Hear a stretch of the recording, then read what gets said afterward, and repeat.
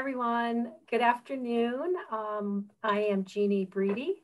Welcome to another Winsor Newton Cotman watercolor class. Today's artist is Mandy Peltier, and today's subject is a bluebird.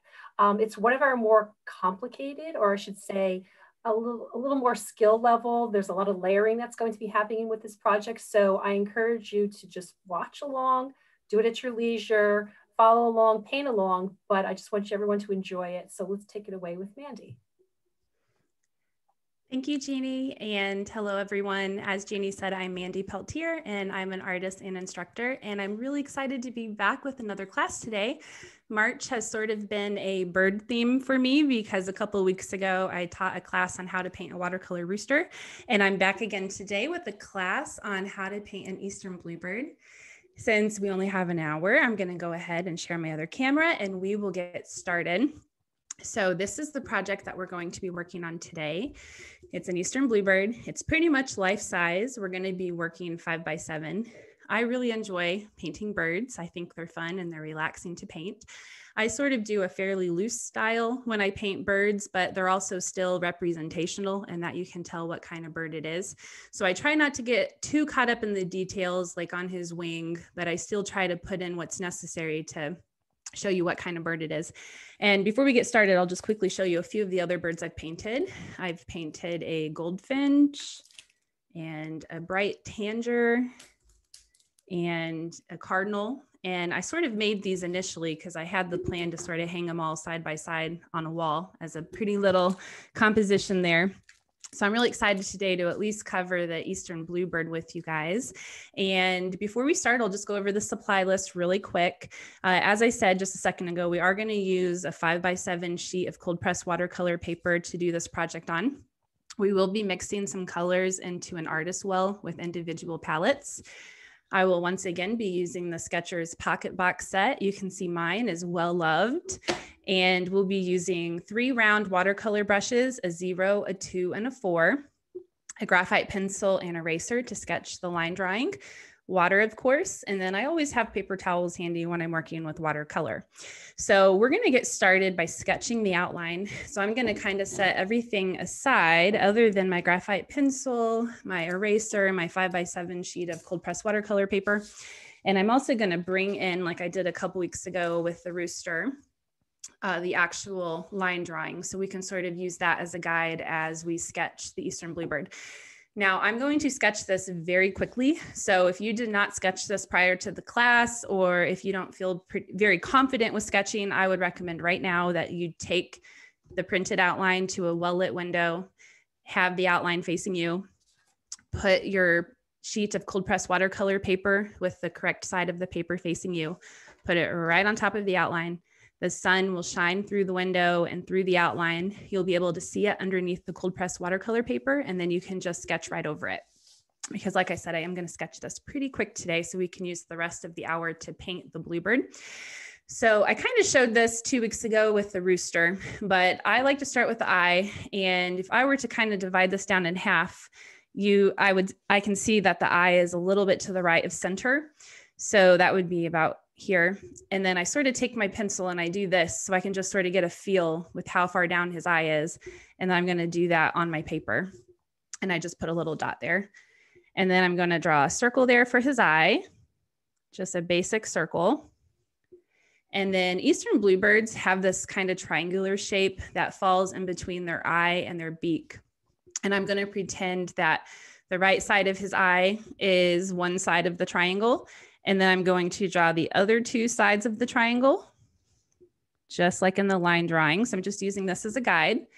And then I'm also going to use that triangle sort of as a guide for his beak.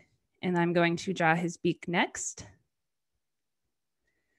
So I've drawn his eye, that little triangular shape, and his beak to start. And then I'm going to just draw the very top of his head. So I'm not going to draw his back side, just the top of his head for now. On the far right, it starts on the middle top of his beak and it sort of goes up and around. And then I'm going to stop, and I can always make adjustments later if I need to. And now I'm going to just basically block out his throat and his belly. And this is always one I sort of have to adjust later, and that's okay. I just sort of sketch it in roughly. And then now I'll draw his back side. Really, it's the top edge of his front wing. And then I'll draw this little tip of his front wing. And then I'll kind of curve it back up. And I'll draw this little curve shape here. And then you can see right here, there's this sort of sideways M. And the M ends right at the middle left of his eye. So I'm going to draw this M shape and then end it at the eye. And then there's this little kind of vertical mini wing that kind of sits on top of his main front wing. So I'm going to kind of sketch out where that is with this sort of oval shape. And then just to remember where a few accents are on his wing, there's these 3 U shapes. They're sort of along the bottom of the front wing, and they're just sort of stacked right on top of each other. All right, so that's where I'm at right now. And I can always make adjustments if I don't get something quite right.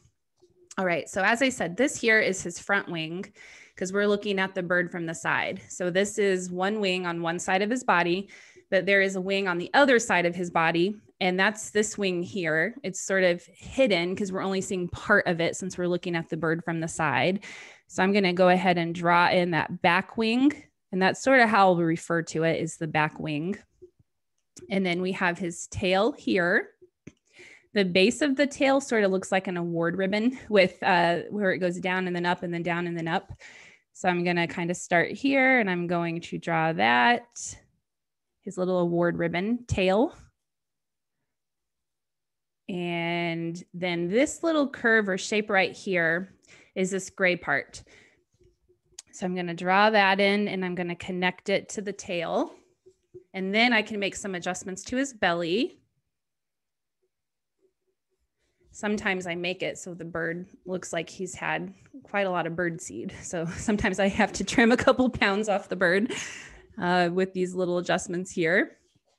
And I am going to draw just a slightly curved line right here so I can remember that this part gets gray and it doesn't get this reddish brown color that the rest of the bird is going to get. And now I can draw his little legs. So his legs are 2 pairs of slightly diagonal parallel lines. So I'm going to draw one, and then I'm going to draw the second one. The second one is a little bit smaller than the first pair. And then I'll draw his toes on each little leg here. And now I'll draw this little branch that goes through his legs and toes. His little toesies. And then that's our Eastern Bluebird. It's sketched. So I know that went really fast. And if you weren't able to quite keep up with me, I am going to talk just a little bit about color theory so you can sort of try and catch up as I do that. So I'm going to put my outline aside for a second, and I'm going to bring in my color wheel. I've been using this for my past few classes, and it's been well received. So I'm going to just keep on using it here. All right, so a couple weeks ago in my Reister class, we mixed a black by mixing 2 complementary colors together. So complementary colors are 2 colors that are direct opposites on the color wheel. And usually when you mix 2 complementary colors together, you get a neutral gray, sometimes more of a mud color. But in the Sketchers Pocket Box set, when we mixed the intense blue and the cadmium red pale hue, which looks like orange, it gave us such a dark gray that it appeared as black. And so that's what we used. But today I want to show you another way you can mix black. So as I said, you can mix black by just mixing the 3 primary colors together, red, yellow, and blue. But that would take a little while to get all of them the correct ratio to kind of cancel each other out and to create that natural black shade. So we're going to do another shortcut this week. So burnt umber, which is the darkest brown in your set. This is also created by mixing your primary colors together. They're just going to have, brown is going to have more red in it than blue. And I find most of the time when I need to make black, I need a lot more blue than any other color. So I can kind of do a shortcut with black by using brown because it contains all three of my primary colors. And then to add more blue, I'm going to mix the brown with the ultramarine blue. So that's the other blue in your set, and it's a different blue than we used a couple weeks ago when mixing our black for our rooster. So we're going to mix these two colors together this week to make black. So I'm going to bring down my artist palette with individual wells, my glass of water. I'm going to use my number 4 brush to mix my black. So I'm going to stick my number 4 in the water just to get those bristles wet. And if you've watched my other classes, you know I like to use my brushes as if they were a spoon. And I like to put a couple scoops of water into my wells to kind of give a nice base to mix my paint colors into. So I'm going to do the same thing this time, and I'm going to scoop 2 scoops of water into one well of my palette. And then what I'm going to do is I'm going to do 2 passes of the ultramarine blue and 2 passes of the burnt umber into that well that has the 2 scoops of water.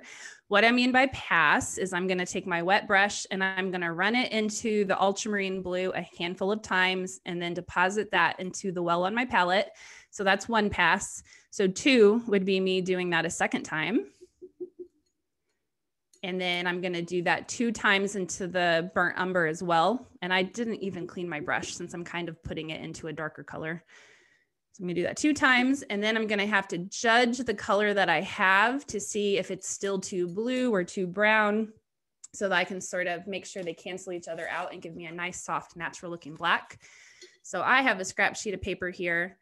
And while that is a darker brown than what the burnt umber is on its own, it's not black. So what that means is I'm going to quickly swish my brush in the water, and I'm going to do another pass of the ultramarine blue. If yours looks on the blue side, then you'll need to add a little bit more burnt umber. But like I said, I always need to add more blue to my blacks every single time. All right, so that is a lot closer. Do you see how that's darker? Closer to black, but I think I might add just a little bit more of this blue. And then watch me now need to add more brown. It can be a back and forth game for sure. Yeah, that might, no, I think that's perfect. That looks good. That looks like a nice, soft, natural looking black. And so again, I just achieved that by mixing the ultramarine blue with the burnt umber. And that was just sort of a shortcut because the brown already contains the 3 primary colors. And since my blacks always need more blue, I was able to add more blue and make it black by adding that to the dark umber or burnt umber.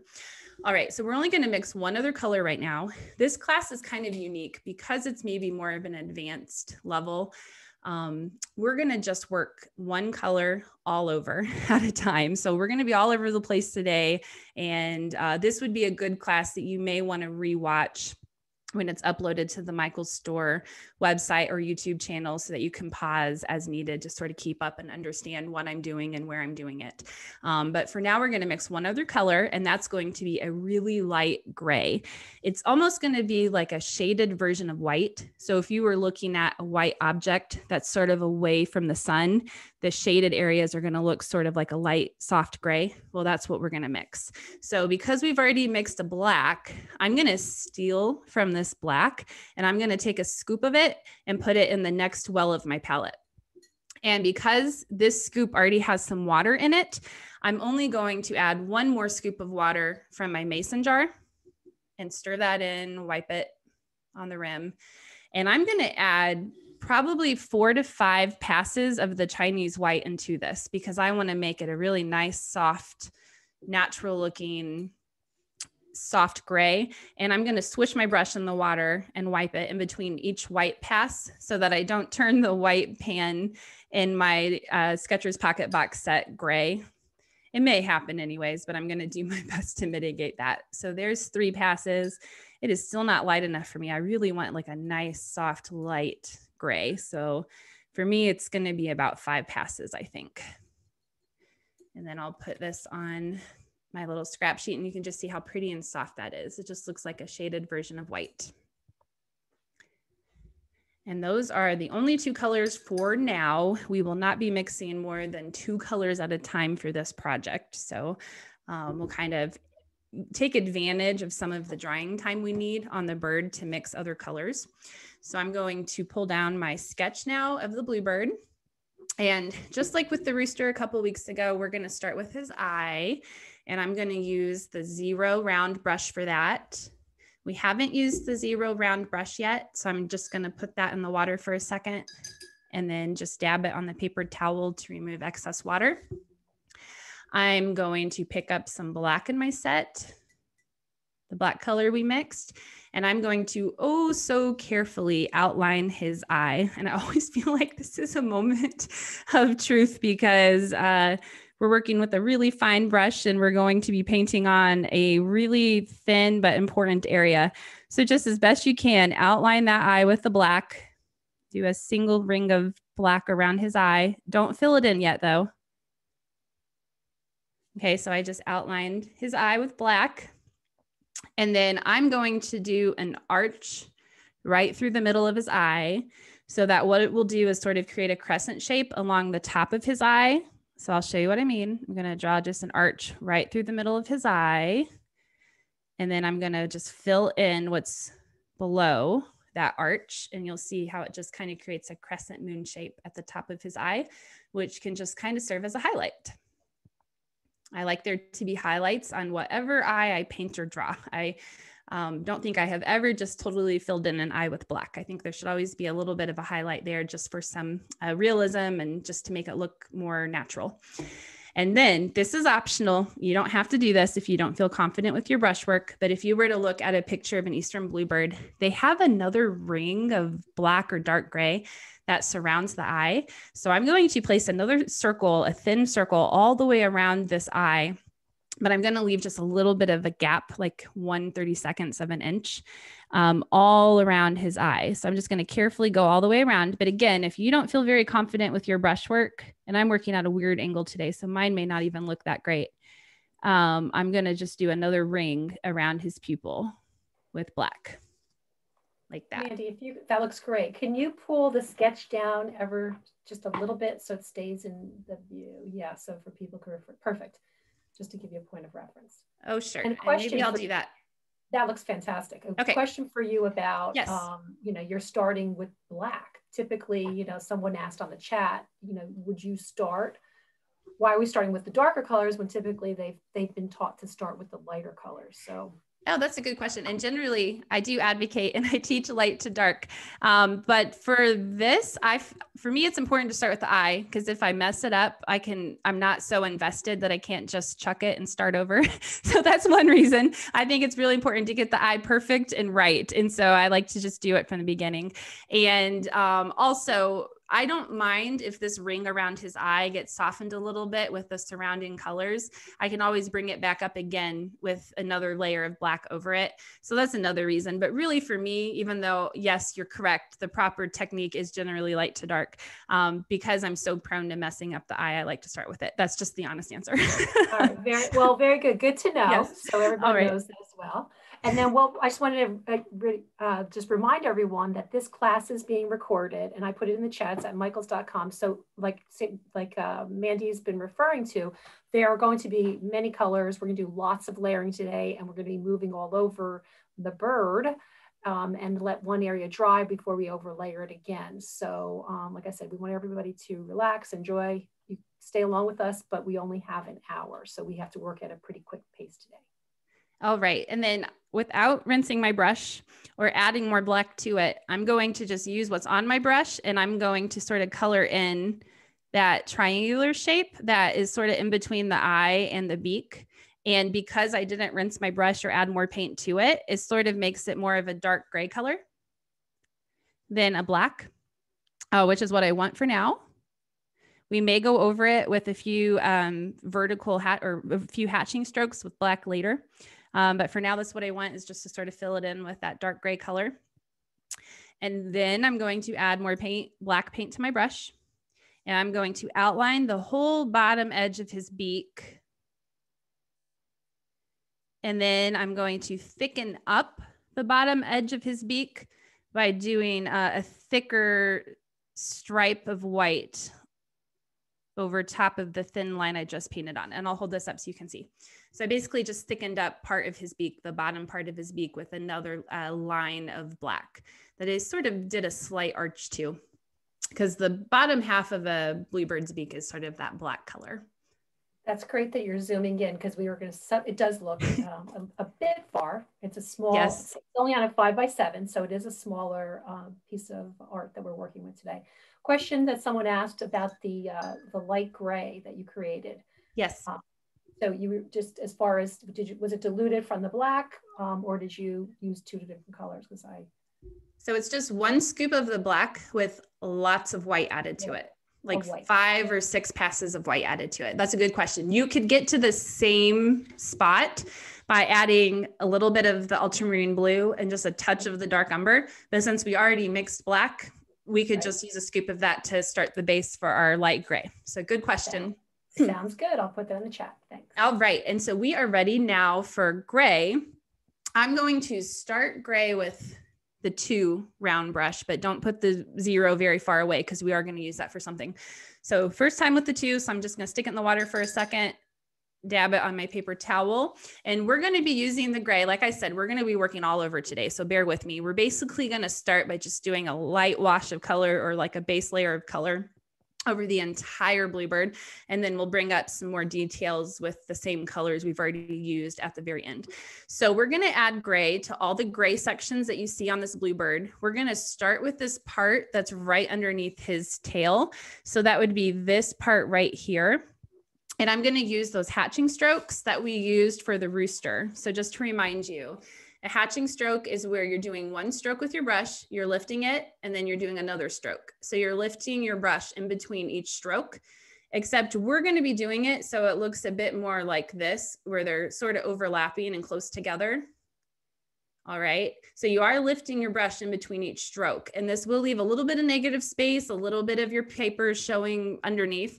That's fine. We probably will end up covering all the tooth of the paper by the time we're done with the bluebird, but don't make that your goal to cover all the tooth of the paper. So I'm going to start with this spot right here, and I'm just going to apply some hatching strokes right underneath the tail into that curve that's right next to the tail. I might go ahead and apply a little bit right on the underside of this main front wing, right up to that right curve. And then I'm going to apply a few to his belly, the very base of his belly.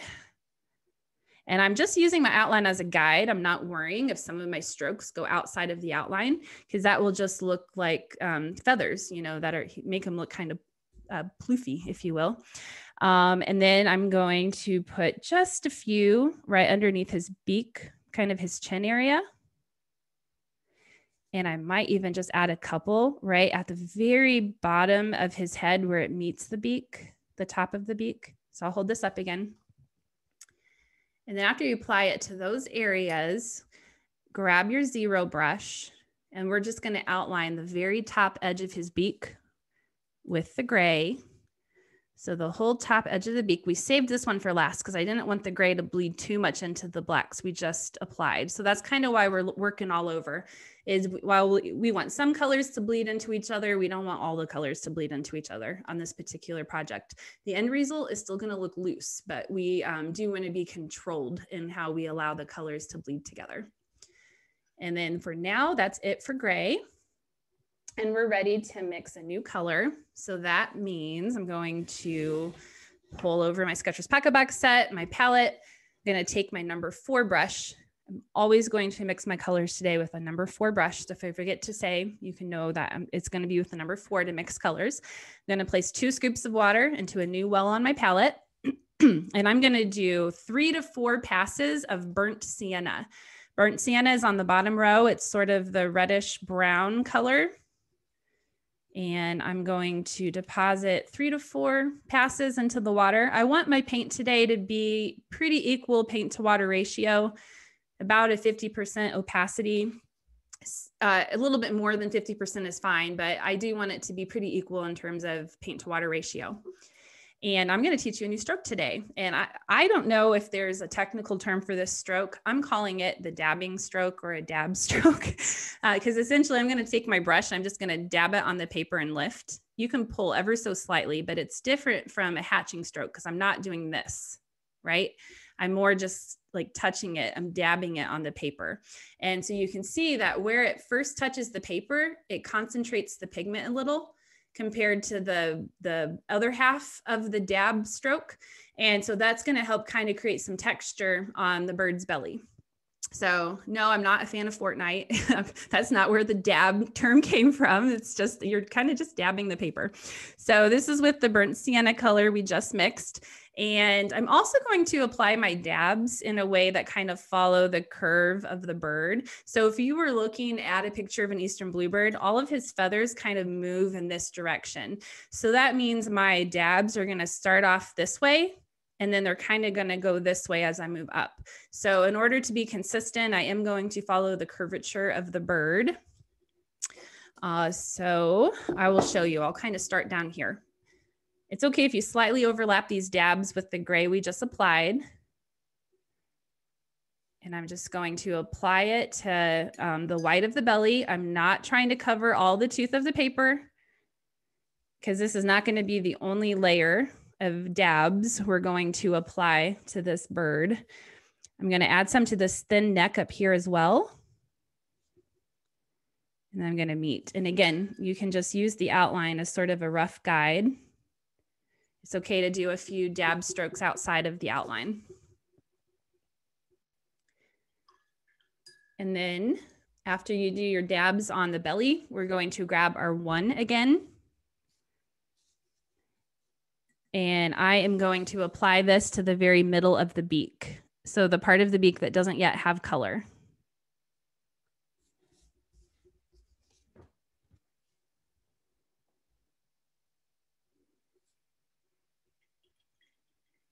All right, and then while this sort of sets, we're gonna mix another color.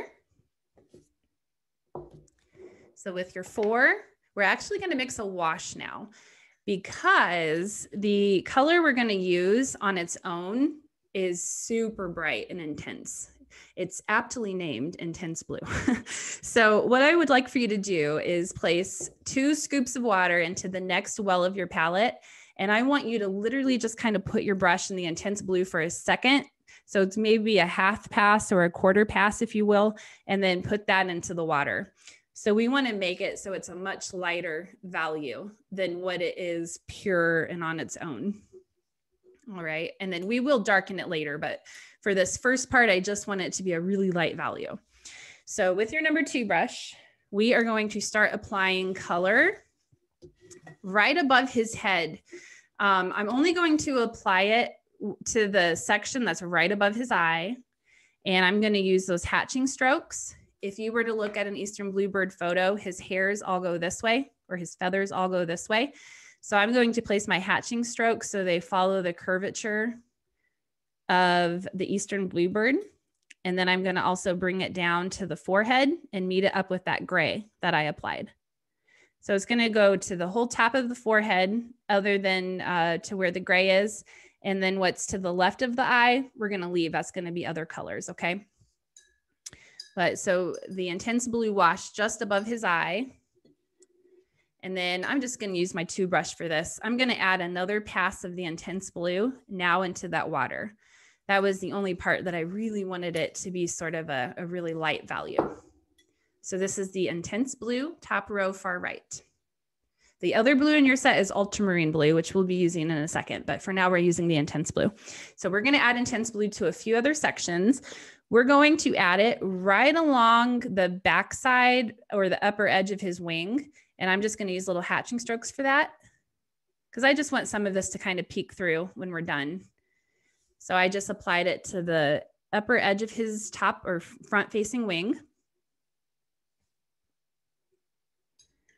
And then I'm going to put my 2 down and I'm going to grab my 0 again. So let me talk about the texture on his tail and on the kind of tips of his wings. I'm just making long strokes with my brush, and it's basically just colors layered over each other to create that texture. And on this, we are sort of working light to dark. So I'm going to start with a few strokes of this Intense Blue on his tail feather and on his front wing, not his back wing, his front wing. And then we'll go over it again with more long strokes with some other colors. So when I say long stroke, I mean it. We're doing just sort of this, whoops, like that, just long, thin strokes. So for his tail feather, let's take the zero brush and the intense or Phthalo blue, and we're going to outline the whole bottom edge of his feather, his tail feather, the whole bottom edge, just like this, and just a nice thin, long stroke. And then I'm going to leave maybe just a little spacing, and then I'm going to draw a second parallel line just above it. So we don't want the two lines to meet as best we can. We do want there to be some white of the paper showing through. So as best you can, do a second line right above it. And then let's also add a line right along the top edge of the tail. So we're just building the layers here. And these layers are all going to be with these long, thin strokes, just layered one on top of another. We'll be adding ultramarine blue on top. We'll be adding a navy blue on top. We'll be adding black on top. But we are working from light to dark here. And then good thing, Mandy, good thing you just mentioned that, because you're starting with, you said phthalo blue. Yes. But someone didn't have intense blue, because you're going to go from light to dark. So then we're going to mix navy at the end, but you would suggest doing 3 colors. Yeah. And I think I actually will have 4 down. So it'll be the intense blue, the ultramarine blue, navy blue, and then black, but at least 3. Yes. Because I always think you should try and get 3 values in everywhere if you can. That's sort of my rule of thumb when I paint or draw, is to try and get at least 3 values in. Okay. All right. And then this curve, this top curve of his tail feather, I'm just going to do a few little hatching strokes and fill in that with the intense blue, just the curved part, the top part of the top right part of the tail. Fill that in with a bit of Phthalo blue or intense blue. It's called both. It's Phthalo blue in parentheses.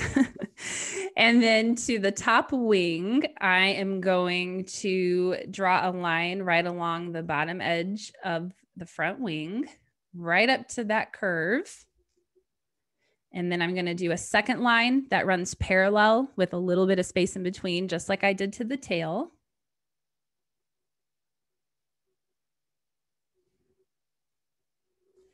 All right, so we're just kind of slowly building these layers, and the wing kind of goes up like this, right? So it kind of moves up.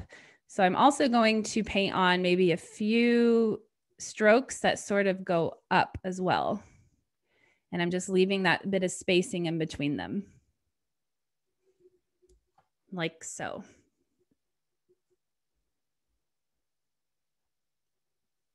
And then for now, we'll be done with the intense blue. Actually, what I might do, this is probably set enough with this more intense blue. And I don't, no pun intended, because it's called intense blue. But again, it's aptly named. I'm going to do just a few more hatching strokes above the head, dip my brush in the water, and then I'm just going to feather it down to the forehead. We did that same process with the rooster, where I start off with an intense amount of color on my brush, and then I dilute it with the water and keep painting on with a more diluted version.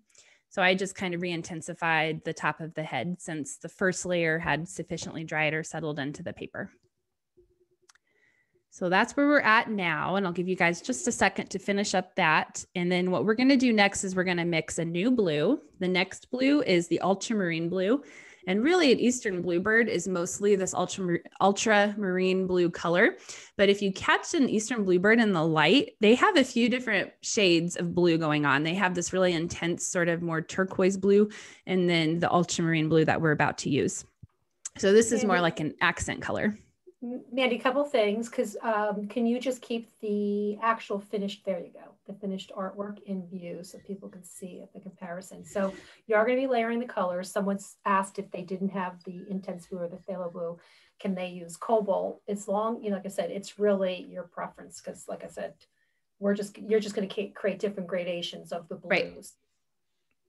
And this never turns out exactly the same each time, because this honestly is a little bit of an abstract kind of technique as well, where you're just sort of applying color in sort of a impressionistic way. You know, you're just I'm kind of doing an impression of the Eastern Bluebird. His wing is not exactly how a wing looks on an Eastern Bluebird, but it's still, you can tell it's a wing and there's enough movement in there that you can tell that this is a little wing.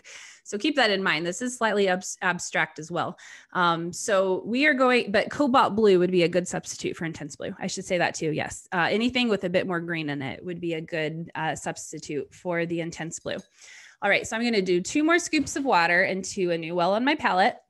And we're going to do 3 passes of the Ultramarine blue. And that's the blue that's to the left of intense blue. So 3 passes into that. And you can see this is a bit of a darker, I think it's a more normal looking blue. Like when you think of the color blue, this is sort of what you think of, is this an ultramarine color. All right. And then I'm going to use my 2 brush to start. And we're going to keep adding color to the top of his head. So I'm going to bring this back down. All right. So where we drew this M shape when we did the outline, we will avoid applying color to the inside of this M, because this part here and this part here is going to be navy next. So we're going to apply the blue here along the upper edge of the bird. I'm going to feather it in a little bit into that intense blue I applied, and then work my way down. All right. And then I'm going to switch to my 4 because I'm going to be doing this larger area, and it's going to be easier to do that with the 4. I might do a few little hairy strokes right there. All right. So with my 4, I'm going to pick up some blue, and I'm going to apply this using those hatching strokes along the upper edge of the back side. So I'm just going to start and then work my way down the tail feather until I kind of get to the intense blue color. And then what I'm going to do, so after I kind of fill in the upper part of his wing, I'm going to stick my brush in the water for a second. I'm going to wipe it along the rim, and then I'm going to sort of fill in the rest of this wing so that it's a lighter opacity, and it will kind of serve as a gradient as well. I'm not going to apply this color in between my 2 intense blue long lines at the bottom of his wing or here at sort of the tip of the wing. So it's just sort of this part right here, sort of the thick part of his wing where it's closest to his head. And you can see this bluebird starting to come to life as we sort of work on each area. And then we'll be ready to use ultramarine blue. It's just some of those vertical lines that we were using to add to his feather and his wing. So I'm going to use my 0 for that, because the 0 is the easiest way to get those nice thin lines. So I'm going to put some ultramarine on my 0, and I'm going to run a line right through the middle of his tail feather. Right through the middle. Even if I'm going over some of the intense blue, that's okay. And then I'm going to add one along the top of his tail feather. It's okay if it slightly overlaps or goes over with the intense blue.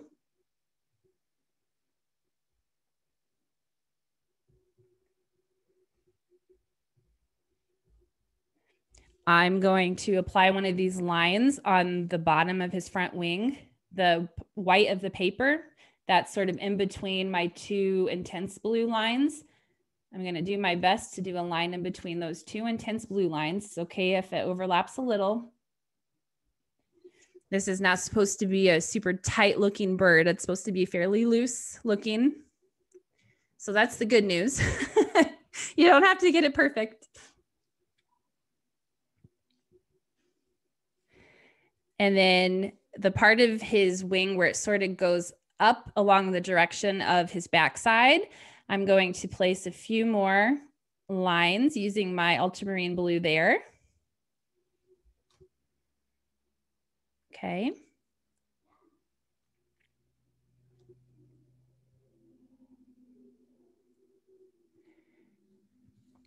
And then I'm going to grab my 4 again. All right, so my 4, we're going to now put in this little tiny little wing that kind of sits on top of the main and front wing. So I'm going to put some of the ultramarine blue on my brush. I'm going to do sort of diagonal hatching strokes. And I'm going to start where I see that curve from my outline, and I'm just going to do little hatching strokes in various lengths and sizes to that whole part of his wing, just to kind of give an impression of that little baby wing. I don't know what it's called. I should have looked at the anatomy of a bluebird, but it's just a little baby wing on top of the main wing, if you will. And then this will be it for the ultramarine for now. We will be returning to this color, I am sure of it, but we are going to now mix navy. So we already have the number 4 in our hand. So with the number 4 brush, we're going to place 2 scoops of water into a new well on our palette. And we are going to mix navy in the exact same manner that we mixed our black. It's going to be the same 2 colors, and that it's the ultramarine blue and the burnt umber, but it's going to have more of the blue than the umber. So let's do maybe 2 passes, maybe 3 passes. Let's do 3 passes to make sure we have a good paint to water ratio. 3 passes of the ultramarine blue, just 3 quick passes. And then let's just do 1 pass of the burnt umber. And I might need to do another pass. And then that should give us a really pretty deep navy. So it won't be black because there's a lot more of the ultramarine blue than there is the burnt umber. So it should give us a really deep, dark, pretty navy. If it's too dark, then you'll just want to add more blue. And I'm going to start with my 2 brush on this color. So the brush I use just kind of depends on how thick of a stroke I'm going to be making. That kind of helps me determine what brush to use, or if I'm working a really big area or a really small area. So we're going to apply this navy color to this whole part that's kind of to the left and underneath his eye that doesn't have any color yet. So with my number 2 brush, I'm going to put some navy on. And I'm going to apply navy to start just to that area that's to the left of his eye. And I'm not going to worry about putting some of those strokes into the ultramarine blue that's there. And then when I'm done adding that color to the left of his eye, I'm going to place my brush in the water for a second, wipe it along the rim of my water glass, and then I'm going to paint on the rest of that section in what is now going to be a lighter color or value. Okay. And then we'll let those colors sort of bleed and transition into each other as they would like. And then I'm going to take navy. I'll keep using my number 2 brush here. And where I did this little tiny wing with the blue, I'm going to place a few vertical hatching strokes right along the base of that wing, just to sort of give a darker impression there. And I might even do a little bit above. Now, if I were normally painting on a bird, I would be doing this part while the ultramarine blue was still super wet. But today, to just sort of give you an overview of my process, the ultramarine blue has sort of started to set in a little bit into the paper, and that's okay. But I kind of do that just to sort of further define that little baby wing that's on the main front wing. And then I'll also take my navy and I'm going to sort of define the edge of the wing, the front wing. So I'm just going to gently sort of outline it, thicken it up along that curve, bring it down here, right under that baby wing. Just sort of define that a little, and we'll define it more with black, and we'll likely add some more ultramarine blue there as well. And then those 3 U shapes. I am going to take my brush and I'm just going to dab on those 3 U shapes. So I'm not outlining them, I'm just sort of dabbing. So they sort of have that impression of being there.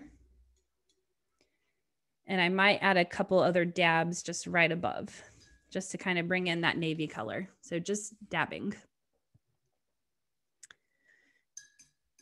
And then when you're done with that, we'll be ready for our 0 brush again.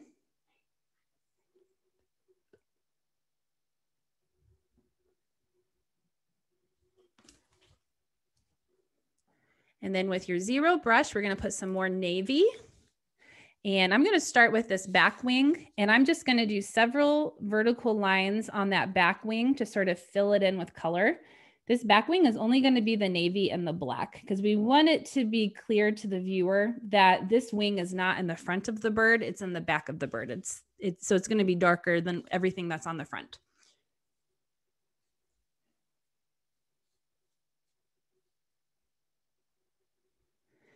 And then I'm going to do a line right along the top of the tail feather.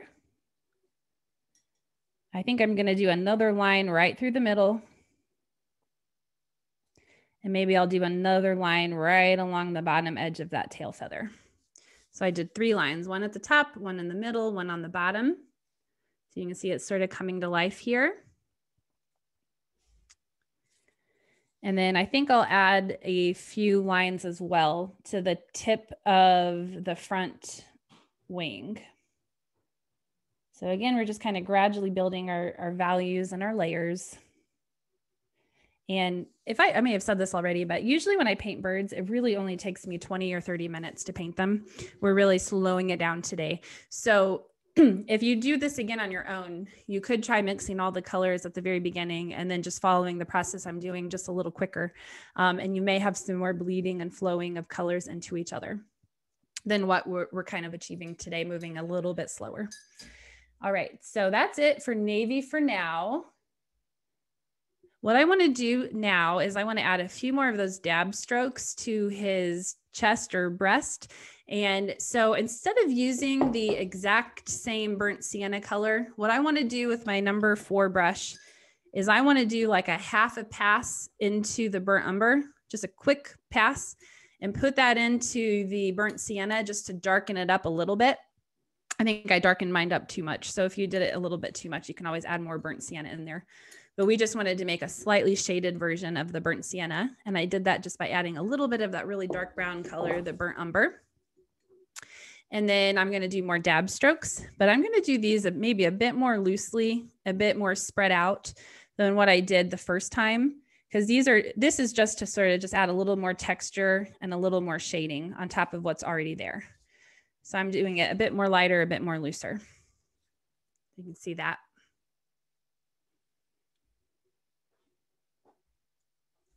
And I might add just a little bit of this too, right to the middle of his beak to darken up that initial line I put on his beak.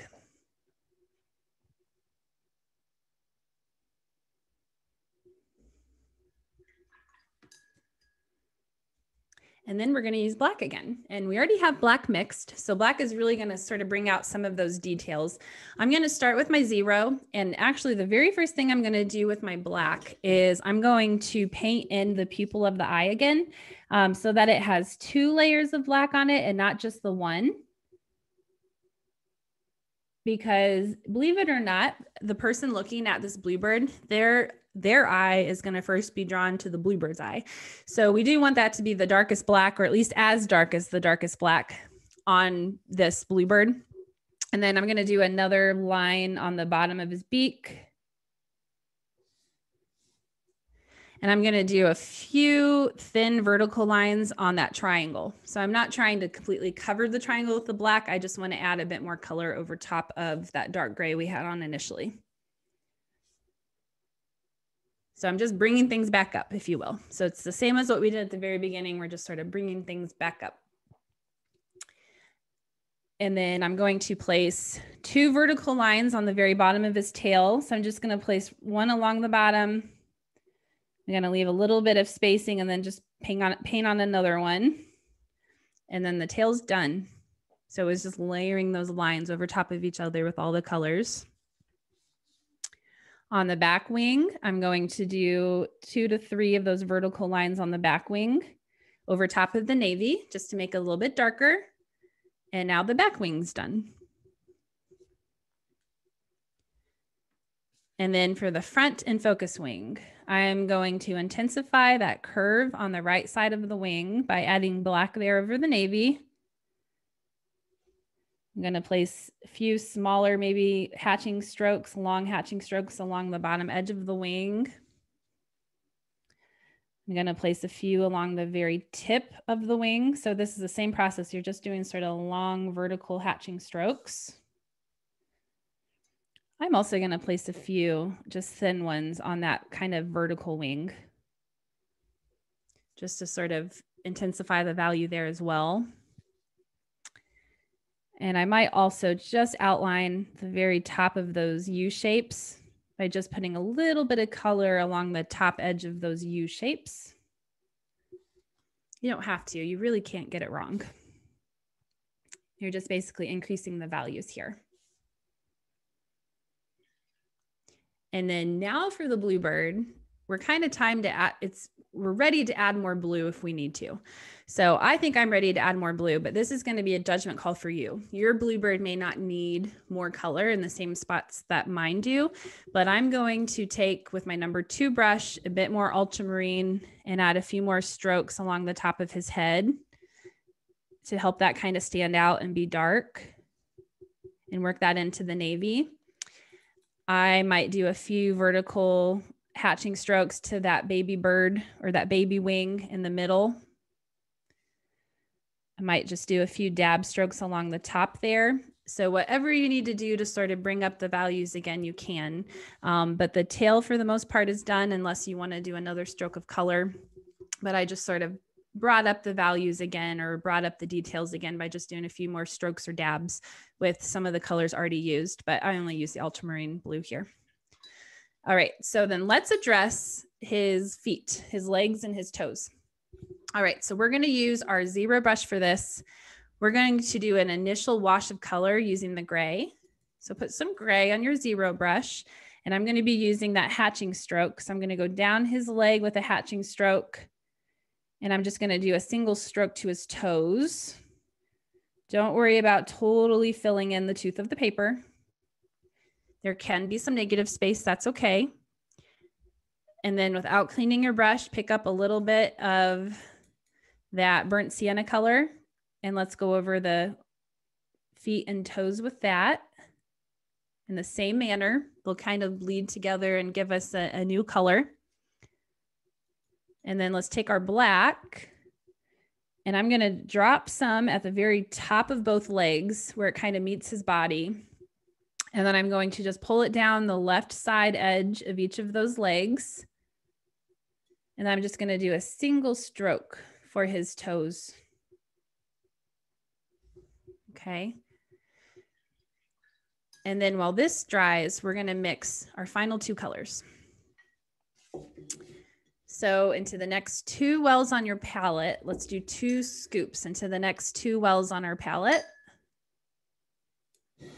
Into the first one, we're just gonna use the burnt umber, which is that dark brown color. And let's do, I think 2 passes will be enough, maybe 3. It's a judgment call. You just want that equal paint to water ratio. So that's just the burnt umber, the darkest brown in your set. And then into the other one, we're gonna use Sap Green, which is sort of that sage or moss green that's in your set. It's really pretty. It's a good leaf color, and we're gonna use it today for moss to give an impression of moss on the branch. All right, so before we do the branch, I'm just letting his little toes sort of set into the paper for a second. I want to give this bird a chin, a little dark chin. You might see that dark brown that's here in the finished photo. So I'm going to use my 2, and I'm going to pick up some of that burnt umber, and I'm going to sort of use hatching strokes right along the very top edge of this burnt sienna stripe. And I'm going to bring it down. It's almost like a beard on him, painting on a beard on this bird. Paint on a beard, and it will sort of soften into that second layer of color we applied on his belly. All right, so I just kind of gave him a little chin. It is the cutest beard. I saw that. That's a funny comment. It is. It's so cute. All right, so now let's talk about the branch. So the branch is also going to get that dabbing stroke where you're just kind of touching your brush onto the paper. And we're going to do 3 colors onto the branch, and we're going to let them all sort of bleed into each other. So the trick here, really, if I show you the finished one, do you see how this sort of looks jagged and it's not like a perfectly smooth, perfect looking branch? That's because I didn't constrain myself to the outline I drew. I did a few dab strokes outside of the confines of the outline. So with my gray, I'm going to put some gray on my number 4 brush, and I'm just going to dab on the branch. I'm going to be careful around his toes. I'm just going to kind of work around those in maybe a subtle dab stroke, but not as defined of one. And then I'm just going to dab on, and this is going to help create some jagged lines. Okay, so you see how I didn't fully stay in the outline there. It's pretty jagged. And then I'm going to pick up some of that sap green color, and I'm just going to add it along the very top and bottom edges and parts and let it bleed into the gray as it wishes. But I'm not covering the entire top and bottom edge. I'm just sort of doing an impression so that if there's any green still showing when all the colors are dried and finished bleeding into each other, it'll sort of look like moss on the tree branch. So you can't get this wrong. You can put in just a little or you can put in a lot, but when we add the next color to this branch, it will sort of bleed in with the green and create a new shade of brown. So it works really well together, but it's really cool when you have a little bit of the green still showing at the end because it just sort of looks like moss. Mandy, right. We've been going through quite a bit. I've been quiet watching this all come to life here, but a good question from someone on the chat. They noticed when you put your current creation up that you could see a lot of the definitive brush strokes, but when you have your original, it looks like it's more blended. Yes. Is that intentional? Is there going to be another layer that you're going to put on top of that? Because it has a different look. So I'll explain that as we do this next step because it's really important that the branch doesn't start to dry. We're going to drop in burnt umber onto the branch. So I'm just dabbing it on in different spots. So the reason why is because I made this in about 20 minutes time. So there was a lot more time for the colors to bleed into each other and not fully dry. So that was, there was no way I could have painted this bird with you guys in 20 minutes and you all be able to keep up with me. So that's why I would say, feel free to rewatch this class and try to do it in a quicker time manner. So it allows colors to bleed wet into each other a little bit faster than what we're able to do today. Right, because that's one of the other questions too that came up. Your style today is more wet on dry, whereas like before, to get that original effect, it was more wet on wet. It was more wet on wet in terms of my first layer of the intense blue into my first layer of the ultramarine blue into my first layer of the navy blue. But there still was some distinct lines, and you can see it, how distinct that black is, how distinct some of the strokes are on his belly. There was still a second layer of wet over dry. It dries so fast. Watercolor dries so fast that unfortunately they're not all bleeding into each other as much as they normally would when I'm painting birds in a fast manner. So it's both. There's wet into wet, but there is wet over dry as well. But you can see the branch is very much bleeding into each other as it should, because we applied one color and then the next color and then the next color. And it kind of creates that jagged branch, if you will. All right, so one other thing I want to do, and then we're going to be done, is I want to add, believe it or not, there's some white paint on top of his belly and on top of these gray sections. So we already have our light gray here, right? So I'm just going to do a few more passes of that Chinese white into our gray to make it even lighter, to make a light gray and even lighter version of gray. And then I'm going to use that new color and I'm going to do a few more of those dabbing strokes over top of his belly. And as it dries, it won't be nearly as white looking. It will look a lot more subtle as it dries. And so I'm applying this color over his belly, over the burnt sienna, and also over the gray. All right. So other than that, there's just some other adjustments you can make. You can always reactivate paint too, like to this area, I can always sort of reactivate it, and that can sort of help the colors bleed into each other a little better. So I just took a clean wet brush and I'm just sort of running it over the parts where maybe it didn't bleed into each other as much as I'd like it to. And you see how that alone is causing it to sort of bleed in a little bit better. So if it dries too fast, you can always reactivate it, and that will help it bleed in. And then you can always add, you know, more color over top and do more of those little hatching strokes along the bottom. So that's always something you can do too. Since today it just went so fast. It did go very fast. Yes. So, yeah, I want to thank everyone. We put it in the chat. Michaels.com/classes is where you can see the recording within the next 48 hours, same place that you found the booking. I want to also encourage you to fill out the questionnaire that you're going to get in about another day. And then if Mandy's going to have another class, which I just put in the chat for Mother's Day, she's going to do some pretty watercolor cards. Yes, so this is my next class. These are super beginner friendly. So whereas this is more advanced, this is as beginner as they come. So I hope you'll join me for these Mother's Day cards. Jeannie, if you don't mind, I'll also quickly share. I have another class coming up. This one, it's a Be Kind wreath. And then I also have one this summer coming up. That is this popsicle that uses a really fun wipe and lift technique. And this is another one that I really love this one. I love developing this one. And then I'm also developing some other classes, so that I'm not ready to share yet what they are, but those are two that will be coming up. And so I hope that answered the person's question. Do you see how the colors are starting to soften into each other when I sort of reactivated the dry pigment? And now it's starting to look more like that. It does. The wonder of watercolor, because you can reactivate it. Because that's right. Now getting more blended together and smooth. But once again, we really are wrapping up. I know that typically we like to share the artwork, post it. We have the hashtags. We have hashtag Winsor and Newton, make art with Michael's classes, follow Mandy at Mandy Peltier Artist. Thank you very much for all attending. Appreciate all your support. And like Mandy showed, there's plenty more classes to come. Thank you for being here today. And I hope that you stay in touch with me at Mandy Peltier Artist, mandypeltier.com. I hope to see you next time.